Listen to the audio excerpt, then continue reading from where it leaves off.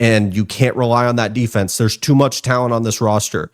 It is a national championship or bust going into the season, and I'm not changing those expectations because it's not like a significant injury has happened to scale back.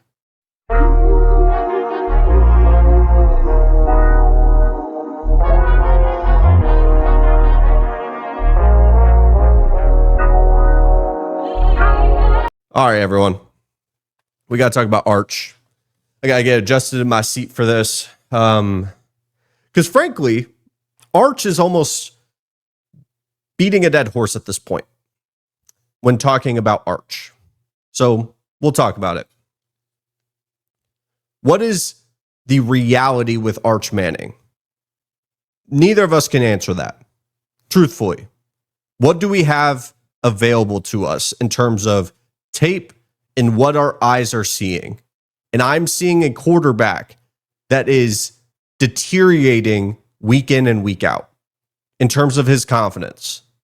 He doesn't believe or trust what he is seeing with his eyes, and he's not able to do the layups at a consistent level to get back up to what we saw in flashes last year. Mississippi State, I understand like some lower level competition, but Texas fans will even tell you that he was at least letting it rip and having touch and poise and accuracy and trusting what his eyes were seeing downfield. That's all been gone this year.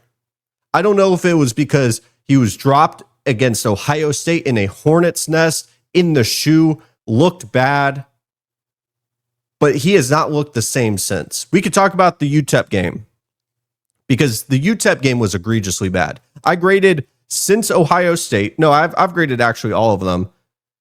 UTEP, I graded a D+. That was just a bad quarterback performance. You could argue an F. He made some plays running the football, but there is something that Texas fans have been so frustrated with, which has been the sidearm release, which almost is a sign that there's something wrong with that shoulder. And I don't know if they're just trying to hide something, but I'm going to take Steve Sarkisian at his word that he is not injured. Because what I don't want to do and what I don't want to hear is when we get to the end of the season, maybe Texas ends up being 9-3, a report gets released, say February, March.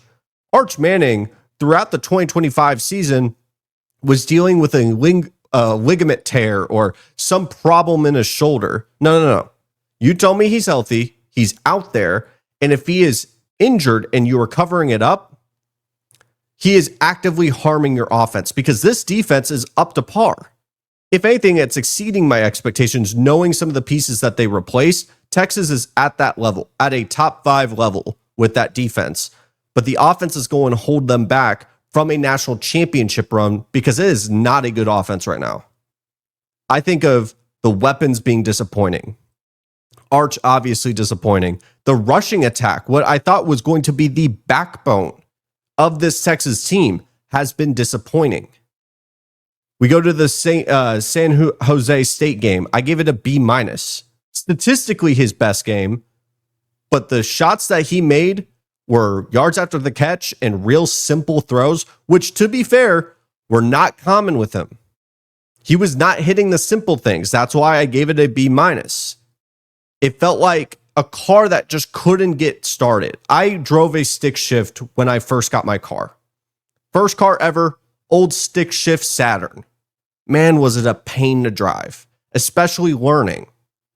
And I'm just stuck trying to go for first to second gear, second to third, and it stalls out. I'm sitting in this parking lot, and there's moments where I could get the car and do a lap. But when I wanted to accelerate and go to that next gear, the car stops. That's what the Texas offense felt like against San Jose State. The problem against UTEP, it wasn't even able to get to first gear.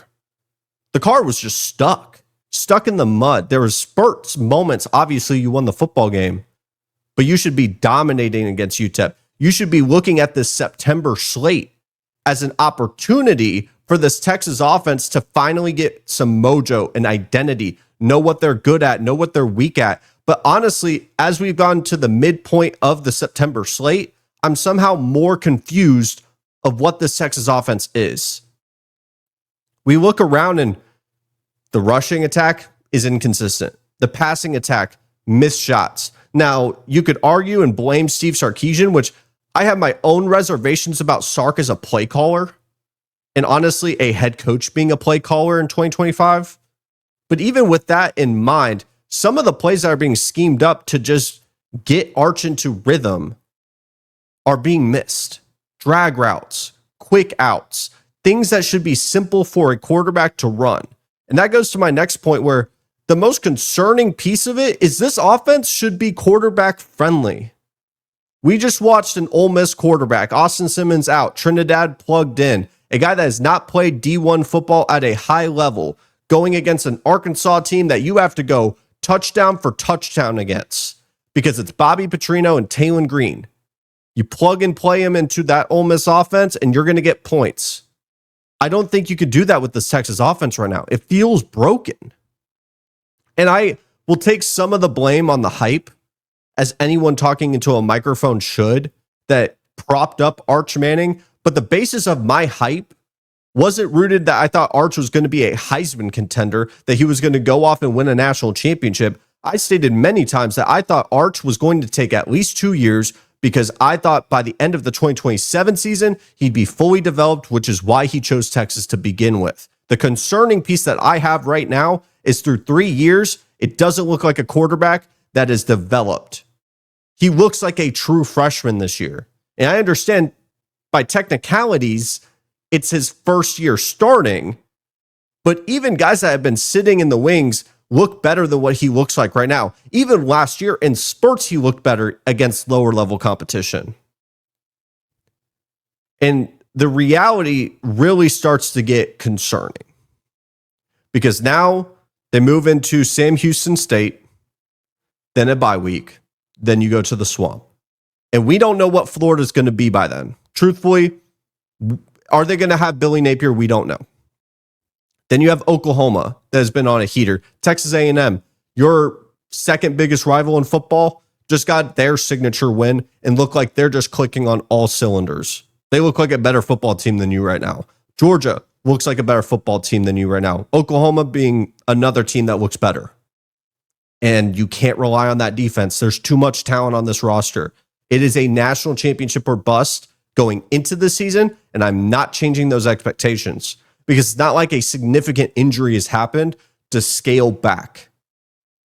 That was my expectation going into the season because of the talent on the roster, knowing what their schedule is and knowing what they can be, because the defense has played up to par, the offense has not.